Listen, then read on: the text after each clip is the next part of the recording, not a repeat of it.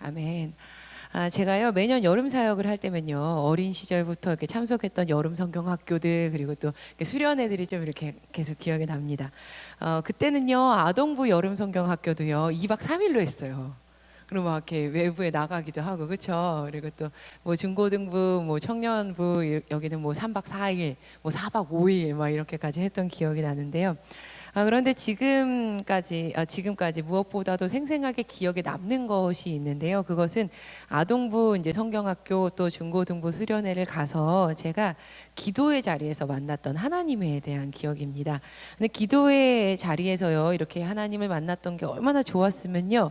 모든 일정 다 마치고 집으로 제가 돌아올 때면 세상을 다 천국으로 보였던 네, 그런 기억이 아직도 이렇게 남습니다. 근데 무엇보다도 제가 이렇게 수련회를 마치고 성경학교를 하고 집으로 돌아오면요. 저희 부모님께서요. 와, 우리 딸 은혜 받더니 진짜 달라졌다. 이렇게 막 칭찬해 주셨던 기억이 아직도 이렇게 생생하게 납니다. 그런데 여름만 되면요. 저만 그렇지 않았고요. 성경학교 수련회 참석했었던 모든 그 교회 다녔던 학생들이 다 그 학생들의 부모님들이 목사님 쫓아가서 전도사님 쫓아가서 목사님, 전도사님, 우리 누구누구가 굉장히 많이 변했어요. 감사해요 하면서 인사를 하셨던 그런 기억이 계속 있습니다.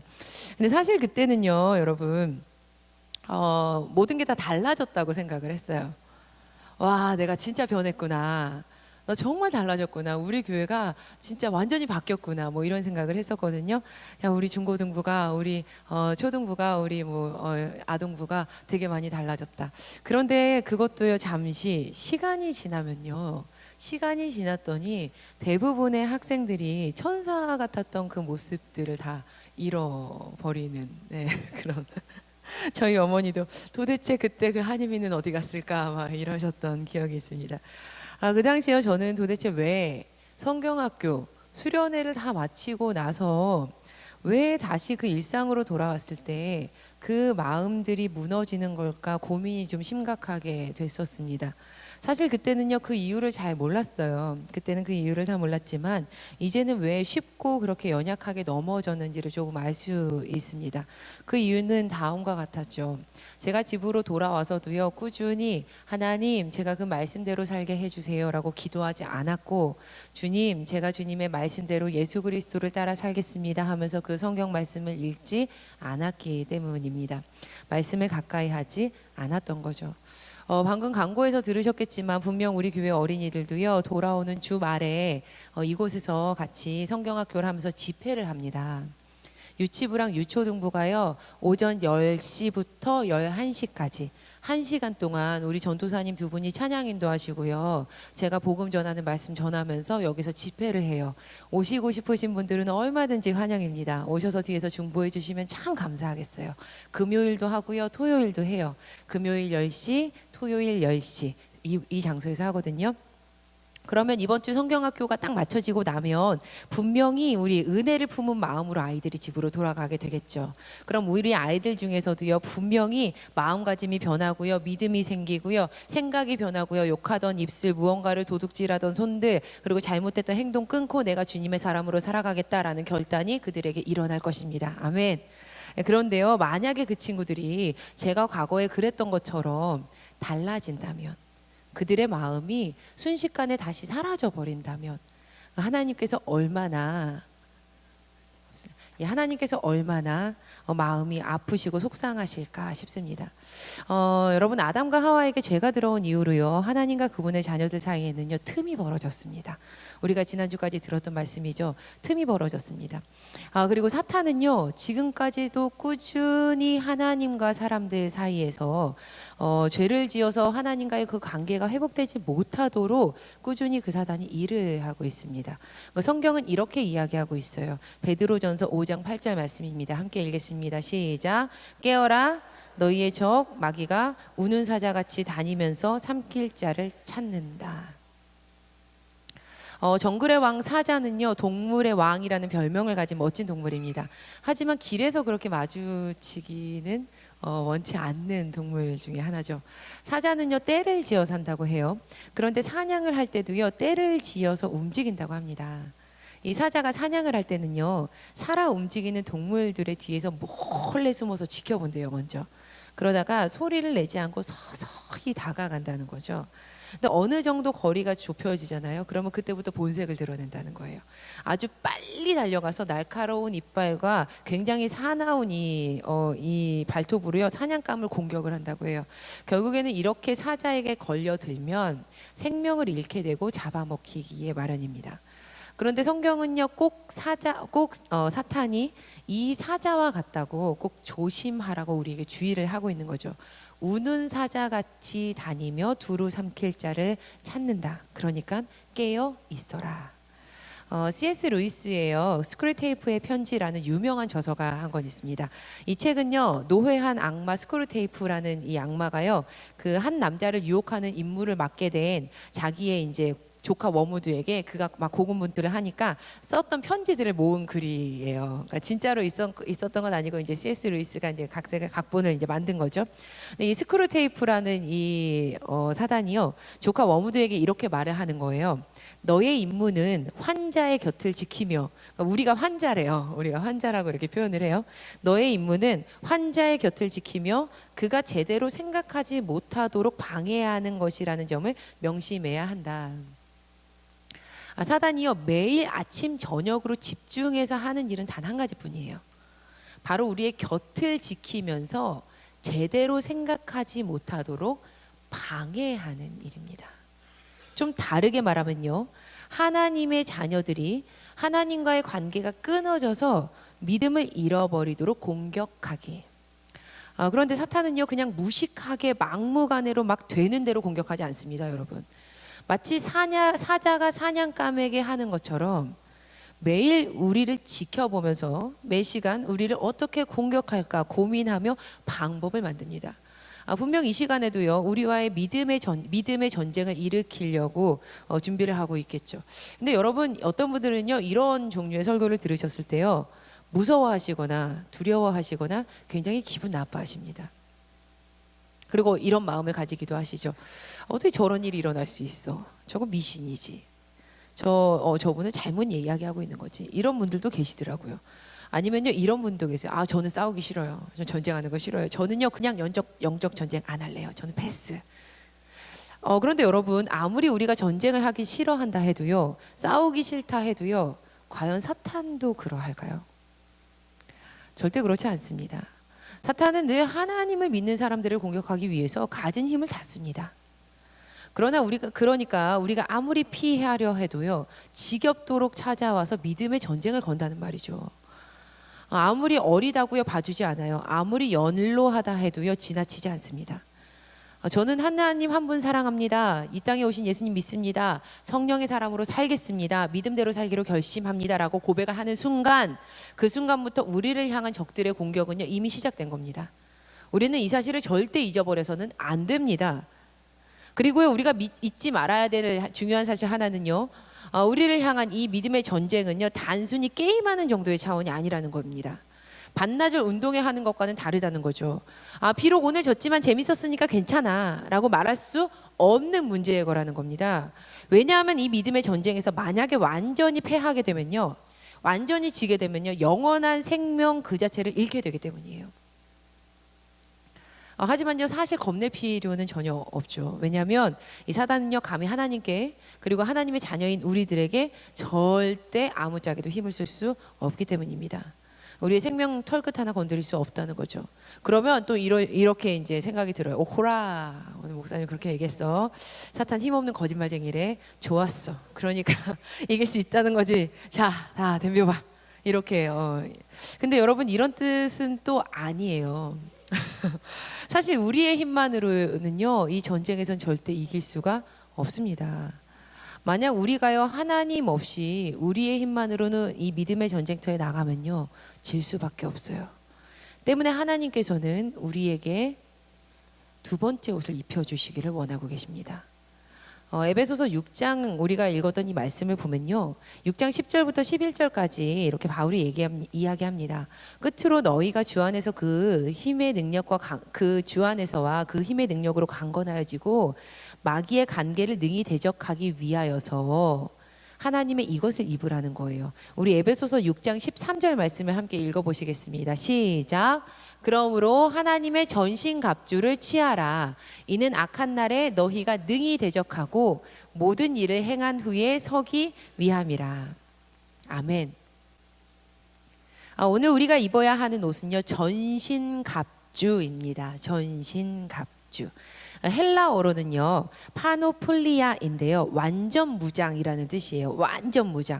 전신갑주는 전쟁에 나가는 사람이 입는 옷으로서 머리부터 발끝까지 한 벌로 되어 있는 갑옷을 나타냅니다. 우리는요, 우리의 힘만으로는 사탄과의 전쟁에서 절대 이길 수가 없습니다. 하지만 우리가 참 감사하게도 하나님의 전신갑주를 입으면 사탄의 공격을 모두 다 이겨낼 수 있고 또 믿음의 전쟁에서도 반드시 이길 수 있습니다. 할렐루야. 아멘. 우리가 승리하는 것은요, 하나님께서 원하시는 일이세요. 그래서 성경은요, 하나님께서 너희에게 전신갑주를 입혀주시기를 원하시니 그 옷을 취하라라고 알려주고 계십니다. 말씀을 보면요, 하나님께서 우리에게 입혀주시기를 원하는 이 전신갑주가 총 6가지 부분으로 되어 있다라는 사실을 우리가 알 수 있습니다. 에베소서 6장 14절에서 17절까지의 말씀을 함께 읽어보시겠습니다. 시작. 그런즉 서서 진리로 너희의 허리띠를 띠고 의의 호심경을 붙이고 평안의 복음이 준비한 것으로 신을 신고 모든 것 위에 믿음의 방패를 가지고 이로써 능히 악한 자의 모든 불화살을 소멸하고 구원의 투구와 성령의 검 곧 하나님의 말씀을 가지라. 아멘. 지금부터 전신갑주의 6가지 부분들, 이 아이템을 하나씩 좀 살펴보도록 하려고 합니다.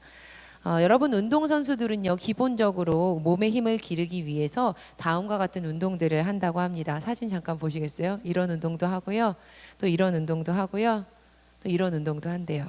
사진을 보니까요, 참 다양한 자세로 운동을 하고 있지요. 그런데 이 운동은 모두 달라 보이지만 사실은 몸의 같은 부분을 단련하고 있는 운동입니다. 그 부분은요, 바로 허리예요. 허리.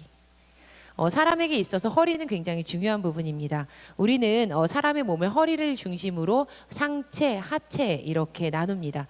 허리는 그 중심에 있는 거죠.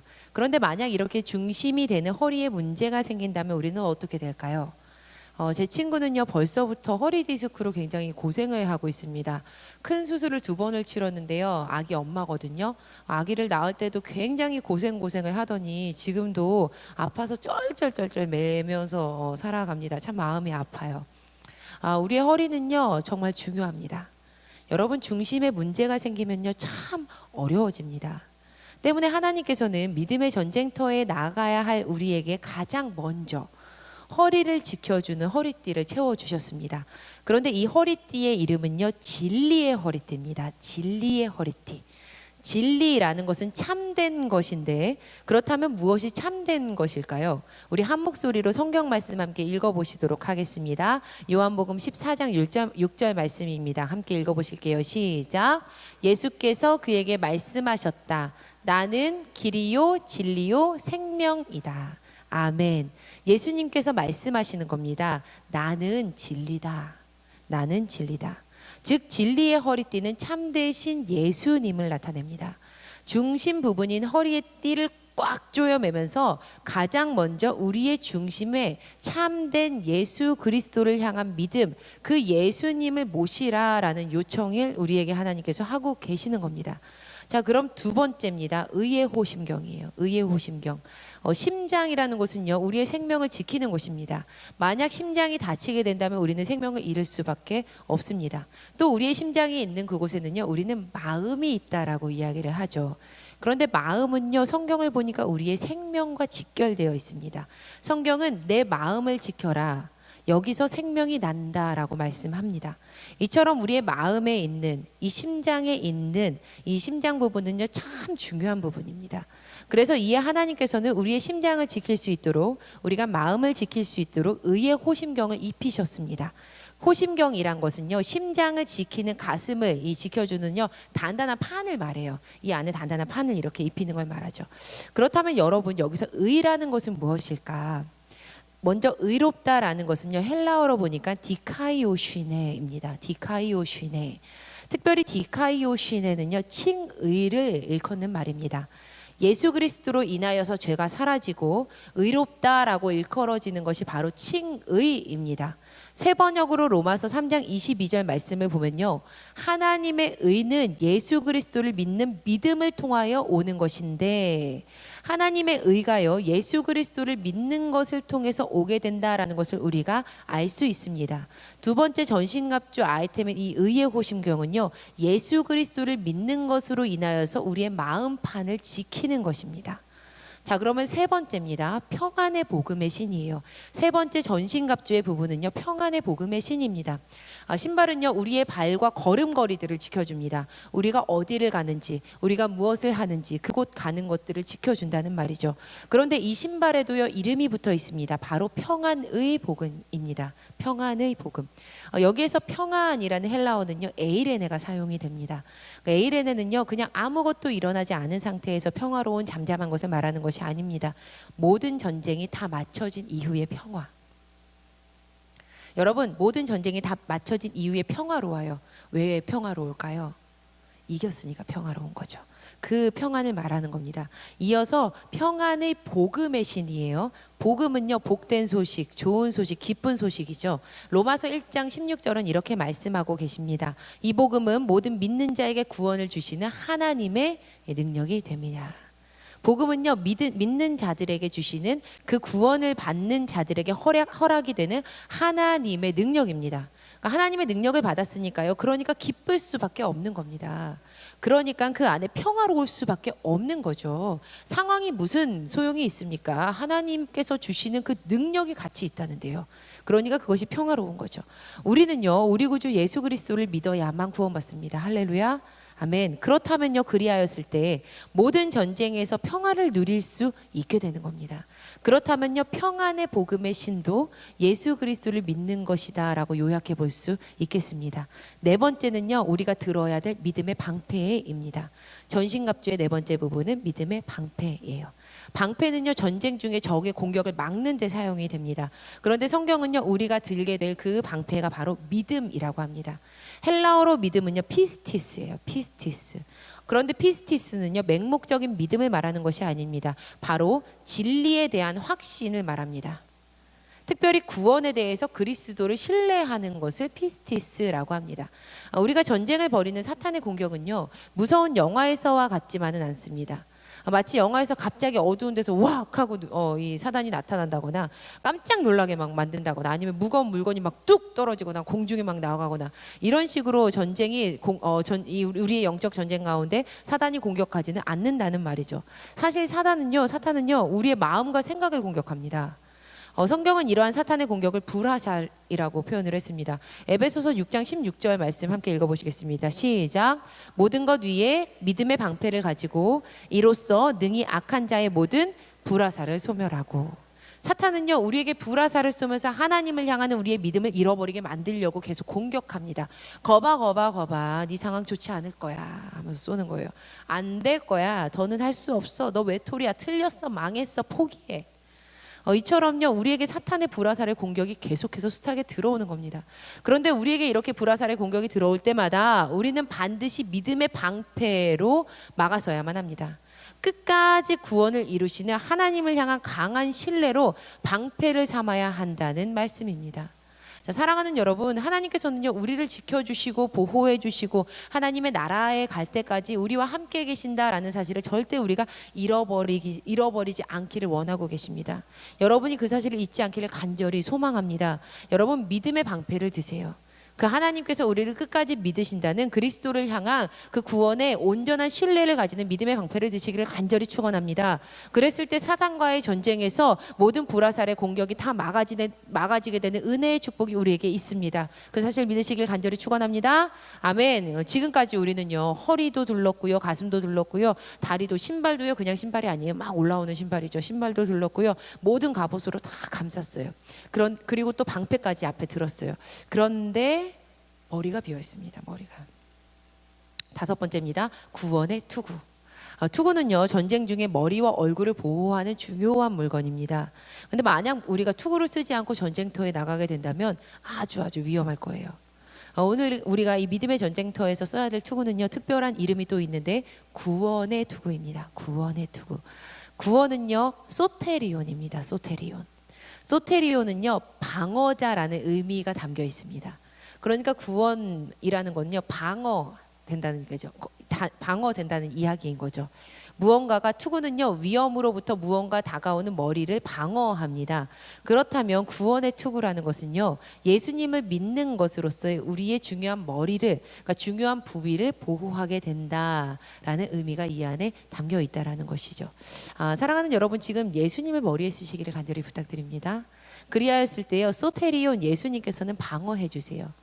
다른 생각들을 방어해 주시고요, 온전히 하나님만 바라보게끔 방어해 주세요. 자, 이제요 허리도요, 가슴 윗부분도요, 다리 아랫부분도요, 머리까지 다 보호하고 튼튼한 믿음의 방패까지 다 들었어요. 그런데 무언가 좀 부족해 보입니다. 여러분, 전쟁터에 나가면 무엇 해야 되죠? 공격해야 되죠. 그런데 지금까지 입은 모든 것들은요 다 방어하는 거예요. 다 방어하는 거예요. 만약 우리가 전쟁터에 나갔는데 도망만 다니게 된다면 전쟁터에 나간 의미가 없겠죠. 또 무기가 없다면요 생명을 잃을 가능성이 훨씬 높아집니다. 마지막으로 중요한 전신갑주 아이템입니다. 바로 성령의 검입니다. 여기서 검을 뜻하는 헬라어는요 마카이라입니다. 마카이라는요 상징적인 의미가 또 있는데요, 전쟁 형벌을 의미해요. 그러니까 성경을 읽다 보면 검이 등장했다 이러잖아요. 그러면 전쟁, 형벌, 이것을 좀 의미하고 상징을 합니다. 검과 전쟁, 형벌, 이 이미지에서 겹쳐지는 형상이 있죠. 그런데 이렇게 대단한 공격 무기인 성령의 검이요 얼마나 중요한지 본문에서는요 특별히 이 검을 어떻게 해야 사용할 수 있는지 사용 설명서를 넣어줬습니다. 여러분, 성경 한번 말씀 읽어보실게요. 에베소서 6장 17절 말씀입니다. 함께 읽어보시겠습니다. 시작. 성령의 검 곧 하나님의 말씀을 가지라. 여러분, 성령의 검은요 하나님의 말씀을 가졌을 때에만 사용할 수 있습니다. 하나님의 말씀을 가진다라는 것은요 구체적으로 하나님의 말씀을 계속 읽고 외웠을 때 할 수 있습니다. 우리 마음 가운데 우리를 공격하는 그 불화살과도 같은 생각들, 나의 그러한 행동들이 나올 때요 우리가 말씀을 선포하면 그 말씀으로 그 모든 불화살들이 제거되는 경험을 여러분 해본 적 있으십니까? 저에게는요 로마서 8장 1절 2절 말씀이 그 말씀이었어요. 그러므로 이제 그리스도 예수 안에 있는 자에게는 결코 정죄함이 없나니 이는 그리스도 예수 안에 있는 생명의 성령의 법이 죄와 사망의 법에서 너를 해방하였습니다. 제가 죄책감이 들 때마다 이 말씀을 얼마나 많이 외웠는지 모릅니다. 제가 힘들 때마다 이 말씀을 얼마나 붙들었는지 몰라요. 생명의 성령의 법이 내 안에 있구나. 여러분, 하나님 말씀 외우고 계십니까? 여러분, 하나님의 말씀 읽고 계시나요? 여러분, 하나님의 말씀 묵상하십니까? 그랬을 때 우리는 하나님의 말씀을 가지게 됩니다. 우리가 하나님의 말씀을 가지게 됐을 때는요 성령의 검을 사용할 수 있게 됩니다. 우리의 마음이 공고하고 상황이 어려울 때 우리는 하나님의 말씀을 선포함으로 사탄을 무찌를 수 있습니다. 우리가 잊지 말아야 하는 것은요 아무리 잘 보호하는 전신갑주를 입었다 해도요 공격 무기인 성령의 검, 즉 하나님의 말씀의 검이 없다면 결코 온전하지 못하다라는 것입니다. 반드시 말씀을 읽으시고요 말씀 외우시고요 말씀 묵상하시는 저와 여러분 되시기를 간절히 부탁드립니다. 우리는요 반드시 우리를 강하게 하시는 이 하나님의 전신갑주를 입어야만 합니다. 전신갑주의 6가지 부분 다시 한번 되짚어 보겠습니다. 첫 번째, 진리의 허리띠, 두 번째 의의 호심경, 세 번째 평안의 복음의 신, 네 번째 믿음의 방패, 다섯 번째 구원의 투구, 여섯 번째 성령의 검. 그런데 여러분 잘 살펴보니까요 진리도 예수님이었어요. 의의 호심경의 의도요 예수님이세요. 평안의 복음의 신도요, 평안의 복음도요 예수님을 통해서밖에 안 와요. 믿음의 방패도요, 믿음도 누구 믿는 겁니까? 예수님 믿는 거예요. 구원의 투구도요, 구원을 누구를 통해서 오나요? 예수님이에요. 성령의 검, 예수님께서 하나님께서 우리에게 요한복음 1장 1절 이렇게 말씀하시죠. 태초에 누가 계셔요? 말씀이 계시니라. 이 말씀은 하나님과 함께 계셨으니 이 말씀이 곧 하나님이시니라. 하나님, 예수님, 성령이 한 분이시죠. 성령의 검, 그 말씀으로 이용하는 그 검, 예수님이시라고 우리가 볼 수 있겠죠. 우리는 반드시요 이 전신갑주 모두 예수님 되신 그 예수님으로 전신갑주 머리부터 발끝까지 다 입어야 됩니다. 우리는 반드시 예수님으로 만들어진 전신갑주를 입어야 해요. 그래야만 삶 속에서요 받은 은혜 쏟지 않고요 강한 믿음의 자녀로 살아갈 수 있습니다. 그렇다면 마지막으로 성경은 우리에게 알려주고 있는 바가 있는데요. 어떻게 해야 또 어떤 방법을 가져야 이 전신갑주를 입고 자유자재로 움직이면서 전쟁에서 승리할 수 있는지를 또 알려주고 계십니다. 에베소서 6장 18절 말씀입니다. 함께 읽어보시겠습니다. 시작. 언제나 성령 안에서 기도하십시오. 이것이 유일한 전신갑주 사용법입니다.